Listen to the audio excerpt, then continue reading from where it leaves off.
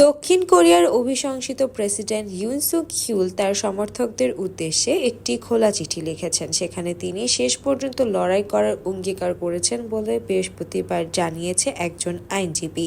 Yoon তার সরকারি বাসভবনের কাছে জড়ো হওয়া কয়েকশো সমর্থকদের উদ্দেশ্যে বুধবার রাতে চিঠিতে লিখেছে, আমি ইউটিউবে সরাসরি আপনাদের কঠোর পরিশ্রম দেখেছি। এই দেশকে রক্ষা করতে আপনাদের সঙ্গে আমি শেষ পর্যন্ত লড়াই করব। চিঠিকে প্রমাণ হিসেবে দেখিয়ে ইউনকে বিভ্রান্ত ও বিদ্রোহ সম্পূর্ণ করার জন্য প্রতিশ্রুতিবদ্ধ বলে মন্তব্য করেছে বিরোধী দলের ডেমোক্রেটিক পার্টি।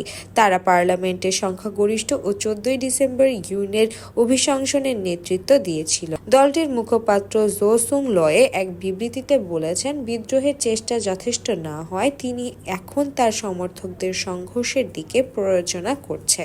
অন্যদিকে ইউনের অভিশংসন সাংবিধানিক আদালতে বিচারাধীন আছে। শুক্রবার দ্বিতীয় শুনানি হবে। ইউন তার প্রেসিডেন্টের দায়িত্ব থেকে সাময়িকভাবে বরখাস্ত হয়েছে ও অর্থমন্ত্রী চোই সুং মক ভারপ্রাপ্ত প্রেসিডেন্ট হিসেবে দায়িত্ব পালন করছেন।